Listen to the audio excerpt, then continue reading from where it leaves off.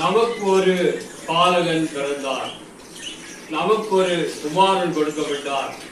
கர்த்தர் தோழிகளில் இருக்கும், அவர் நாமும் அதிசயமானவர், ஆலோசனை கர்த்தா, வல்லவன தேவன், நித்திய பிதா, சமாதான பிரபு எனப்படும். நீங்கள் இப்போது இருப்பை பார்க்கிறோம் 1000 மடங்கு அதிகமாகும்படி பிதாக்களின் தேவனை கர்த்தர் சொல்லியபடியே ஆசீர்வதிப்பாராக.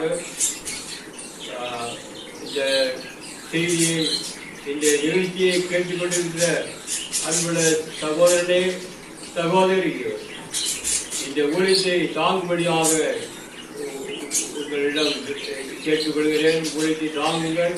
கர்த்தர் உங்களை ஆசீர்வதித்து மேன்மைப்படுத்தி உங்களை உன்னதத்திலே உன்னத ஆசீர்வாதத்தினால் உங்களை நிரப்பி ஆசீர்வதிப்பதாக. ஆமென்.